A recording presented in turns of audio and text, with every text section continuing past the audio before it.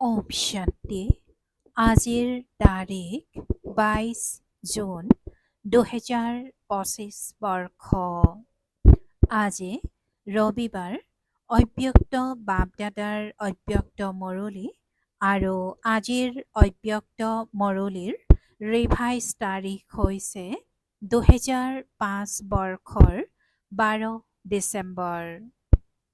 আৰু আজিৰ অব্যক্ত মুৰলীৰ সাৰ হৈছে এতিয়া মঞ্চত স্নেহ আৰু সহযোগৰ ৰূপৰেখা আনা প্ৰত্যেককে গুণ আৰু শক্তিসমূহ উপহাৰ দিয়া। এতিয়া মঞ্চত স্নেহ আৰু সহযোগৰ ৰূপৰেখা আনা প্ৰত্যেককে গুণ আৰু শক্তিসমূহ উপহাৰ দিয়া। আজি পৰমাত্ম পিতাই নিজৰ চাৰিওফালৰ পৰমাত্ম স্নেহৰ অধিকাৰী সন্তানসকলক চাই আছে হওক। এই পৰমাত্ম স্নেহ বিশ্বত কোটিৰ মাজত কাৰোবাৰ প্ৰাপ্ত হয়। এই পৰমাত্ম স্নেহ নিস্বাৰ্থ স্নেহ, কিয়নো একমাত্ৰ পৰমাত্মা পিতাহে নিৰাকাৰ নিৰহংকাৰী মনুষ্য আত্মা শৰীৰধাৰী হোৱাৰ কাৰণে কিবা নহয় কিবা স্বাৰ্থ আহিয়েই যায়। পৰমাত্ম পিতাইহে নিজৰ সন্তানসকলক এনেকুৱা নিস্বাৰ্থ স্নেহ দিয়ে। পৰমাত্ম স্নেহ ব্ৰাহ্মণ জীৱনৰ বিশেষ আধাৰ। ব্ৰাহ্মণ জীৱনৰ জীৱদান। যদি ব্ৰাহ্মণ জীৱনত পৰমাত্ম স্নেহৰ অনুভৱ কম, তেন্তে স্নেহ অবিহনে জীৱন ৰমণীয় নহয়, নিৰহ জীৱন হৈ যায়। পৰমাত্ম স্নেহেই জীৱনত সদায় সংগও দিয়ে আৰু সংগী হৈ সদায় সহযোগী হৈ থাকে। য'ত স্নেহ আছে, সংগ আছে, ত'ত সকলোখিনি সহজ আৰু সৰল হৈ যায়। পৰিশ্ৰমৰ অনুভৱ নহয়। এনেকুৱা অনুভৱ আছে নহয়, পৰমাত্ম স্নেহী কোনো ব্যক্তি বা সাধনৰ আকৰ্ষণত আহিব নোৱাৰে, কিয়নো পৰমাত্ম আকৰ্ষণ, পৰমাত্ম স্নেহে এনেকুৱা অনুভৱ কৰায় যে স্নেহৰ কাৰণে সদায় স্নেহত লীন হৈ থাকে। যাক জগতৰ লোকে পৰমাত্মাত লীন হোৱা বুলি বুজি লৈছে।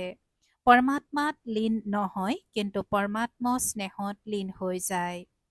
বাপদাদাই চাৰিওফালৰ সন্তানসকলক চাই পৰমাত্ম স্নেহীটো সকলো হয়, কিন্তু এবিধ হ'ল স্নেহী সন্তান, আনবিধ স্নেহত লীন হৈ থকা সন্তান।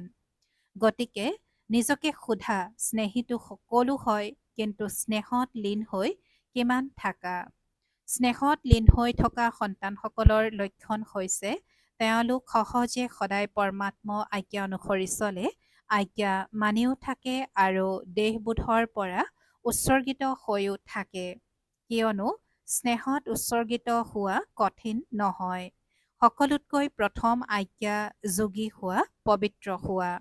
পিতাৰ সন্তানসকলৰ প্ৰতি স্নেহ থকাৰ কাৰণে সন্তানসকলে পৰিশ্ৰম কৰা চাই থাকিব নোৱাৰে, কিয়নো পিতাই জানে 63 জন্ম বহুত পৰিশ্ৰম কৰিলে আৰু এতিয়া এই অলৌকিক জন্ম পৰিশ্ৰমৰ পৰা মুক্ত হৈ অতীন্দ্ৰিয় সুখৰ উল্লাসত থাকিব লাগে। তেন্তে আনন্দ উল্লাসত আছানে, নে পৰিশ্ৰম কৰিবলগীয়া হয়? স্নেহত আজ্ঞা অনুসৰি চলিবলৈ পৰিশ্ৰম নহয়। যদি পৰিশ্ৰম কৰিবলগীয়া হয়, তেন্তে স্নেহৰ শতাংশ কম। ক'ৰবাত নহয় ক'ৰবাত স্নেহত কিবা নহয় কিবা ছিদ্ৰ আছে। দুটা কথাত ছিদ্ৰই পৰিশ্ৰম কৰায়। পিতাই কৈছে দুটা কথাত ছিদ্ৰই পৰিশ্ৰম কৰায়। এক পুৰণা সংসাৰৰ আকৰ্ষণ আৰু সংসাৰত সম্বন্ধ পদাৰ্থ সকলো আহি যায়, আৰু আনটো হৈছে পুৰণা সংস্কাৰৰ আকৰ্ষণ। এই পুৰণা সংসাৰ আৰু পুৰণা সংস্কাৰে নিজৰ ফালে আকৰ্ষিত কৰি দিয়ে। তেতিয়া পৰমাত্ম স্নেহত শতাংশ আহি যায়। পৰীক্ষা কৰা, এই দুটা ছিদ্ৰৰ পৰা মুক্ত হোৱা নে? স্মৃতিলৈ আনা তোমালোক আত্মাৰ অনাদি সংস্কাৰ আৰু আদি সংস্কাৰ কি আছিল, আৰু এতিয়া অন্তৰ ব্ৰাহ্মণ জীৱনৰ সংস্কাৰ কি? বাপদাদাই সুধিছে, স্মৃতিলৈ আনা তোমালোক আত্মাৰ অনাদি সংস্কাৰ আৰু আদি সংস্কাৰ কি আছিল, আৰু এতিয়া অন্তৰ ব্ৰাহ্মণ জীৱনৰ সংস্কাৰ কি? ব্ৰাহ্মণ জীৱনৰ সংস্কাৰ কি? অনাদিও আদিও আৰু অন্ততো শ্ৰেষ্ঠ সংস্কাৰ। এই পুৰণা সংস্কাৰ হৈছে মধ্যকালৰ, অনাদিও নহয়, আদিৰো নহয়, অন্তৰো নহয়, কিন্তু সকলোৰে লক্ষ্য কি?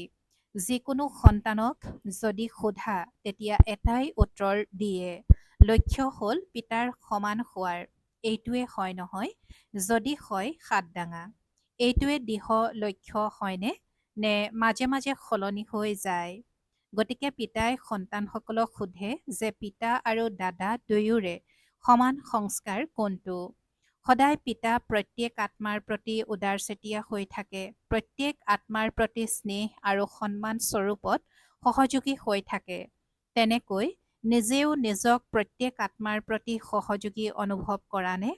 সহযোগ দিলে তেতিয়া সহযোগী হ'ম, এনেকুৱা নহয় স্নেহ দিলে তেতিয়া স্নেহী হ'ম, নহয়। যেনেকৈ পিতা ব্ৰহ্মা প্ৰত্যেক সন্তানৰ প্ৰতি সহযোগী হ'ল, স্নেহী হ'ল, তেনেকৈ সকলোৰে প্ৰতি সদায় স্নেহী আৰু সহযোগী। পিতাই যি কৈছে, যেনেকৈ পিতা ব্ৰহ্মা প্ৰত্যেক সন্তানৰ প্ৰতি সহযোগী হ'ল, স্নেহী হ'ল, তেনেকৈ সকলোৰে প্ৰতি সদায় স্নেহী আৰু সহযোগী। ইয়াকেই সমান হোৱা বুলি কোৱা হয়। যদি কোনো সন্তানৰ সংস্কাৰ পৰিৱৰ্তন কৰাত পৰিশ্ৰম কৰিবলগীয়া হয়, তেন্তে তাৰ কাৰণ কি? পিতা ব্ৰহ্মাই নিজৰ ওপৰত মনোযোগ দিছিল, কিন্তু পৰিশ্ৰম কৰা নাছিল। সংস্কাৰ পৰিৱৰ্তনত পৰিশ্ৰমৰ কাৰণ হ'ল স্নেহী হৈছা, স্নেহত লীন হোৱা নাই। বাপ দাদাইতো প্ৰতিগৰাকী সন্তানক স্নেহী সন্তান বুলি ভাবে, জানেও। জন্ম পত্ৰিকা প্ৰত্যেকৰে জানে, তথাপিও কি ক'ব? স্নেহী হয়। বাপ দাদাই প্ৰত্যেক সন্তানক একেই পাঠ পঢ়ায়, একেই প্ৰতিপালন, একেই বৰদান সদায় দিয়ে।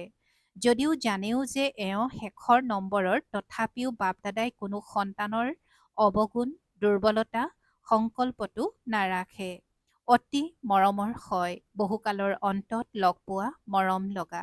এইটো দৃষ্টি আৰু বৃত্তিৰে চাই, কিয়নো বাপ দাদাই জানে এইটো বৃত্তি আৰু শ্ৰেষ্ঠ দৃষ্টিৰে দুৰ্বলজনো মহাবীৰ হৈ যাব। এনেকৈয়ে নিজৰ শ্ৰেষ্ঠ বৃত্তি আৰু শুভ ভাৱনা, শুভ কামনাৰ দ্বাৰা যিকোনো লোকৰেই পৰিৱৰ্তন কৰিব পাৰা। তোমালোকে যিহেতু প্ৰত্যাহ্বান জনাইছা যে প্ৰকৃতিকো পৰিৱৰ্তন কৰি দেখুৱাম, তেন্তে আত্মাসকলক পৰিৱৰ্তন কৰিব নোৱাৰা জানো? প্ৰকৃতিজিত হৈছা, তেনেহলে আত্মাৰ শ্ৰেষ্ঠ ভাৱনাৰে, কল্যাণৰ কামনাৰে পৰিৱৰ্তন কৰিব নোৱাৰা জানো? এতিয়া নতুন বছৰ আৰম্ভ হ'ব নহয়, গতিকে নতুন বছৰত বেহদৰ ব্ৰাহ্মণ পৰিয়ালৰ সকলোৰে মাজত ইজনে সিজনৰ প্ৰতি নিজৰ শুভ ভাৱনা, শ্ৰেষ্ঠ কামনাৰ দ্বাৰা প্ৰত্যেকেই ইজনে সিজনক পৰিৱৰ্তন কৰাত সহযোগী হোৱা। লাগিলে দুৰ্বল হওক, জানা যে এওঁৰ সংস্কাৰত এইটো দুৰ্বলতা আছে, কিন্তু তেওঁলোকে স্নেহ আৰু সহযোগ শক্তিৰ দ্বাৰা সহযোগী হোৱা।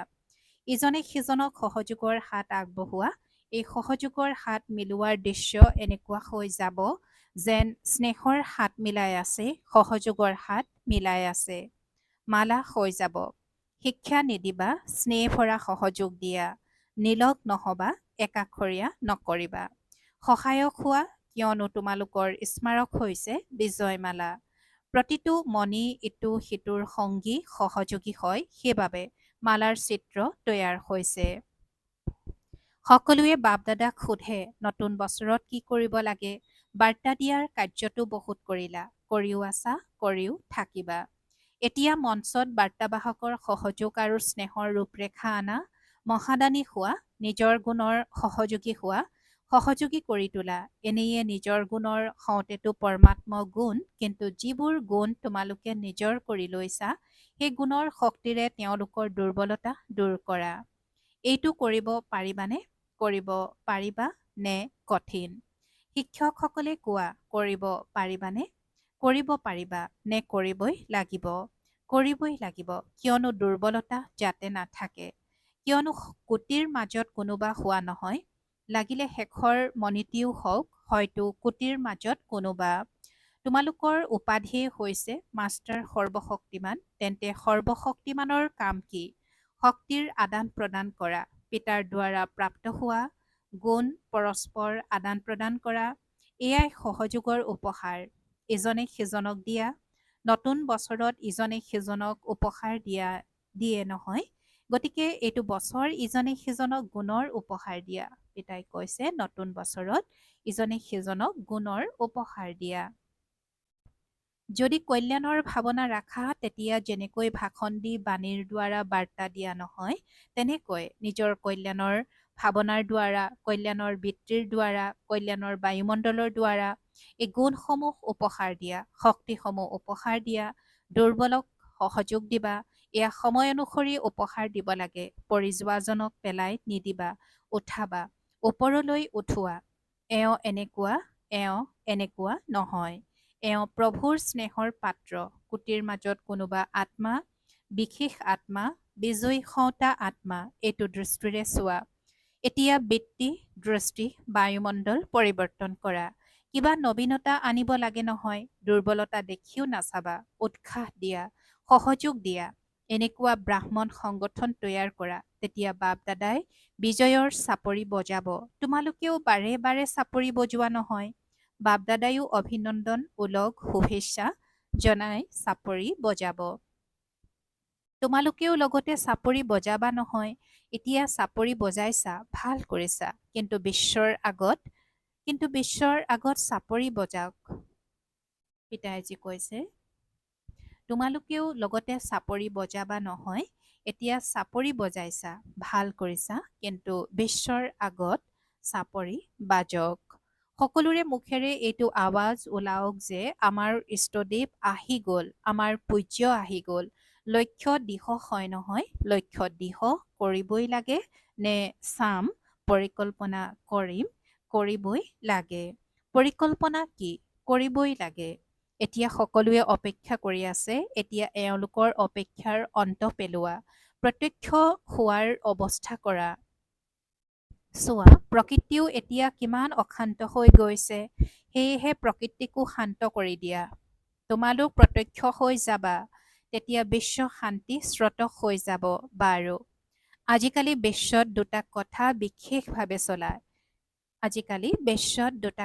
বিশেষভাৱে চলে। এটা ব্যায়াম আৰু আনটো ভোজনৰ ওপৰত মনোযোগ। তোমালোকেও এই দুটা কাম কৰা নে? তোমালোকৰ ব্যায়াম কোনটো? শাৰীৰিক ব্যায়ামটো সকলোৱে কৰে, কিন্তু মনৰ ব্যায়াম এতিয়াই ব্ৰাহ্মণ তথা ফৰিষ্টা তথা দেৱতা। মনৰ এইটো ব্যায়ামৰ অভ্যাস সদায় কৰি থাকা। আৰু শুদ্ধ ভোজন, মনৰ শুদ্ধ সংকল্প। যদি ব্যৰ্থ সংকল্প, নেতিবাচক সংকল্প চলে, তেন্তে এয়া হৈছে মনৰ অশুদ্ধ ভোজন। গতিকে মনত যাতে সদায় শুদ্ধ সংকল্প থাকে। দুয়োটা কৰিব জানা নহয়। যিমান সময় বিচৰা সিমান সময় শুদ্ধ সংকল্পৰ স্বৰূপ হৈ যোৱা। বাৰু, চাৰিওফালৰ পৰমাত্ম স্নেহৰ অধিকাৰী বিশেষ আত্মাসকলক সদায় ইজন সিজনৰ সহযোগী সওঁতা, পিতাৰ স্নেহী আৰু সহযোগী আত্মাসকলক সদায় বিজয়ী আৰু বিশ্বত বিজয়ৰ পতাকা উৰাব লাগে। এই লক্ষ্যটি বাস্তৱত ৰূপায়িত কৰোঁতা বিজয়ী সন্তানসকলক সদায় এই পুৰণা সংসাৰ আৰু সংস্কাৰৰ আকৰ্ষণৰ পৰা উদ্ধত থাকোঁতা পিতাৰ সমান সন্তানসকলক দিলাৰাম পিতাৰ অন্তৰৰ স্নেহপূৰ্ণ স্মৰণ আৰু নমস্কাৰ। আৰু আত্মিক সন্তানসকলৰো আত্মিক বাপদাদাৰ প্ৰতি স্নেহপূৰ্ণ স্মৰণ আৰু সুপ্ৰভাত আৰু নমস্কাৰ।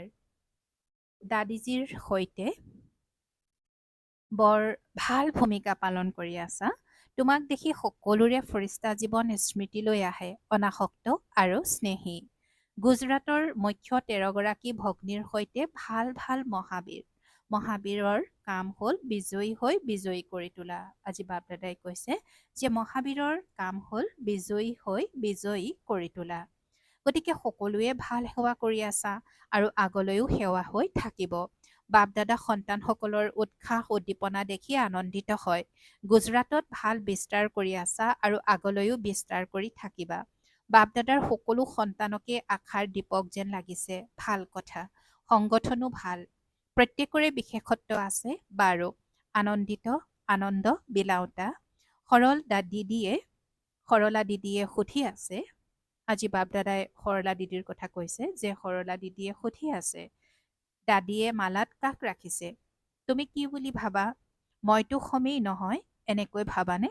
কম বেছি ইজনে সিজনক সহযোগ দিয়া, তেতিয়া যি কিছু থাকি গৈছে সেয়া সমাপ্ত হৈ যাব। সকলো পিতাৰ সমান সতা হয়, কি নবীনতা আনিবা? শুনালো নহয়, প্ৰতিটো সেৱা কেন্দ্ৰই অতি কমেও এজন উত্তৰাধিকাৰীটো তৈয়াৰ কৰক। তেন্তে এই বছৰৰ তেন্তে এই বছৰ সেইজনক লৈ আহিবা, 21 উত্তৰাধিকাৰীটো লৈ আনা। এইটো আৰম্ভ কৰা, প্ৰথম নম্বৰত আহা, সকলোৱে হয় বুলি সঁহাৰি জনাই আছে। উত্তৰাধিকাৰীৰ অহৰ্তা জানা নহয়, এই সকলোকে বাবাৰেই কৰি তুলিবা নহয়, নিজৰ কৰিতো নিদিয়া। ভাল বাৰু। শান্তি। গুজৰাটৰে সেৱা, গুজৰাটৰ সকলেই মিলন উদযাপন কৰিবলৈ আহিছে। গুজৰাটৰ যিসকল আছে, লাগিলে সেৱাতেই আহিছে, তেওঁলোকে হাত দাঙা। বহুত আছে, বৰ ভাল, ভাল সুযোগ লৈছা। গুজৰাটক বাপদাদাই কয়, হিন্দী ভাষাত এটা প্ৰবাদ আছে। গুজৰাটক বাপদাদাই কয় যে হিন্দী ভাষাত এটা প্ৰবাদ আছে যে যি আখলত তেওঁৰ অন্তৰত থাকে, যি আখলত তেওঁ অন্তৰত থাকে। তেন্তে সকলোতকৈ ওচৰত গুজৰাট আছে।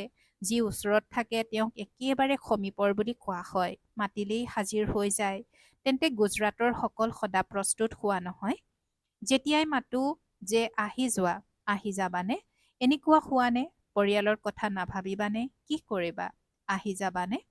সদা প্ৰস্তুত হোৱা, ভাল কথা। গুজৰাটৰ সেৱা কেন্দ্ৰ চাকাৰ ব্ৰহ্মা প্ৰেৰণাৰে স্থাপন হোৱা। গুজৰাটে গুজৰাটক নিমন্ত্ৰণ দিয়া নাই, পিতা ব্ৰহ্মাই গুজৰাট সেৱা কেন্দ্ৰ খুলিছে। গতিকে গুজৰাটৰ ওপৰত পিতা ব্ৰহ্মাৰ বিশেষ দৃষ্টি আছে। আৰু গুজৰাটে পুৰুষাৰ্থও কৰিছে, ভাল সেৱা কেন্দ্ৰ খুলিছে। কিমান সেৱা কেন্দ্ৰ আছে? 300 সেৱা কেন্দ্ৰ, উপ সেৱা কেন্দ্ৰ আৰু 3000 গীতা পাঠশালা আছে। ভাল কথা। সকলোতকৈ বেছি সেৱা কেন্দ্ৰ কোনটো মণ্ডলত আছে? মুম্বাই, মহাৰাষ্ট্ৰ। বাৰু, মহাৰাষ্ট্ৰসকল আহিছেনে? আজি নাই অহা। গুজৰাটৰ সকলে সেৱাটো ভাল কৰি আছে।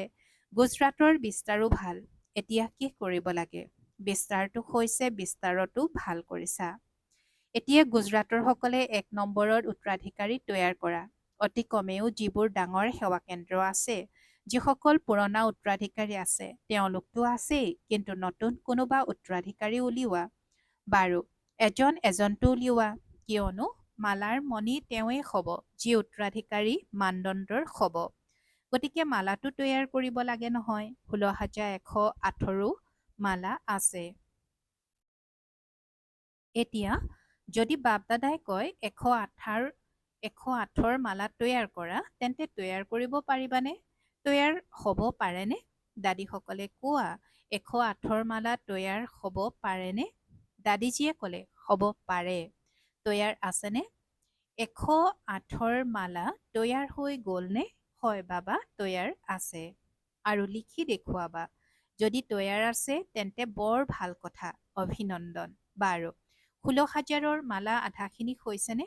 আধানো কি, তাতোতকৈও বেছি হৈছে। ভাল কথা নহয়? চোৱা, গুপ্ত ৰূপত হৈছে আৰু তোমালোকৰ দাদীয়ে দেখা পালে। ভাল কথা।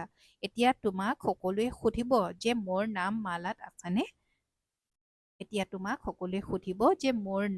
মালাত আছেনে? ভাল কথা। এনেকুৱা শুভ ভাৱনা, শুভ আশাই তৈয়াৰ কৰিয়েই দিয়ে। এতিয়া সকলোৱে শুনিলা নহয়? নিজক পৰীক্ষা কৰিবা, মই সেই মালাত সদা প্ৰস্তুত হওঁনে? বাৰু, আৰু কি কৰিব লাগে? হৃদৰোগ নিৰাময়ৰ দল আহিছে। হৃদৰোগ নিৰাময়ৰ দল আহিছে। ভাল কথা। এয়াও আৱাজ বিয়পাই দিয়াৰ বৰ ভাল সাধন, কিয়নো বাস্তৱিক প্ৰমাণ দেখে নহয় আৰু খৰচ নোহোৱাকৈ মেডিটেশ্যনৰ দ্বাৰা ঠিক হৈ যোৱা। সেয়েহে সকলোৱে বহুত ভাল পায়। এতিয়া ধীৰে ধীৰে ইয়াক বৃদ্ধি কৰি যোৱা। শুনিছোঁ কৰি আছা আৰু সফলতাও পাই আছা আৰু পাই থাকিবা। বাকী বাপদাদাই এই কাৰ্যত নিমিত্ত হোৱাসকলক অভিনন্দন জনাই আছে। আনুষ্ঠানিকভাৱে চৰকাৰলৈকে ফলাফল গৈ আছে আৰু বিস্তাৰ কৰি থাকিলে তেতিয়া মেডিটেশ্যনৰ মহত্ব বাঢ়ি যাব। বাকী বাপদাদাৰ এইটো বিধি পচন্দ হৈছে। ভাল বাৰু। আৰু আজিৰ বৰদান মনৰ মৌনতাৰ দ্বাৰা সেৱাৰ নতুন উদ্ভাৱন কৰোঁতা সিদ্ধিস্বৰূপ হোৱা। মনৰ মৌনতাৰ দ্বাৰা সেৱাৰ নতুন উদ্ভাৱন কৰোঁতা সিদ্ধিস্বৰূপ হোৱা। আৰু আজিৰ বৰদানৰ ব্যাখ্যা। যেনেকৈ প্ৰথম অৱস্থাত মৌন ব্ৰত ৰাখিছিল তেতিয়া সকলো মুকলি হৈ গৈছিল, সময় ৰাহি হৈছিল, এনেকৈ এতিয়া মনৰ মৌনতা ৰাখা যাতে ব্যৰ্থ সংকল্প নাহে। যেনেকৈ মুখেৰে আৱাজ নোলায় তেনেকৈ ব্যৰ্থ সংকল্প যাতে উদয় নহয়। এয়া হ'ল মনৰ মৌনতা। এতিয়া সময় ৰাহি হ'ব। এই মনৰ মৌনতাৰ দ্বাৰা সেৱাৰ এনেকুৱা নতুন উদ্ভাৱন হ'ব যাৰ দ্বাৰা সাধনা কম আৰু সিদ্ধি বেছি হ'ব। যেনেকৈ বিজ্ঞানৰ সাধনে ছেকেণ্ডত বিধি প্ৰাপ্ত কৰায় তেনেকৈ এই মৌনতাৰ সাধনৰ দ্বাৰা ছেকেণ্ডত বিধি প্ৰাপ্ত হ'ব। আৰু আজিৰ শ্লোগান। যি নিজে সমৰ্পিত স্থিতিত থাকে, যি নিজে সমৰ্পিত স্থিতিত থাকে, সকলোৰে সহযোগো তেওঁৰ আগত সমৰ্পিত হয়। যি নিজে সমৰ্পিত স্থিতিত থাকে, সকলোৰে সহযোগো তেওঁৰ আগত সমৰ্পিত হয়। ওম শান্তি। আৰু আজিৰ অব্যক্ত সংকেত। আত্মিক স্থিতিত থকাৰ অভ্যাস কৰা আৰু অন্তৰ্মুখী হোৱা। অনেক প্ৰকাৰৰ ব্যক্তি, বৈভৱ অথবা অনেক প্ৰকাৰৰ বস্তুৰ সম্পৰ্কত আহি আত্মিক ভাৱ আৰু অনাসক্ত ভাৱ ধাৰণ কৰা এই বৈভৱ আৰু বস্তু অনাসক্তৰ আগত দাসীৰ ৰূপত থাকিব আৰু অনাসক্ত ভাৱ থকাসকলৰ আগত চুম্বকৰ দৰে ফান্দত পেলোৱা হ'ব। ওম শান্তি।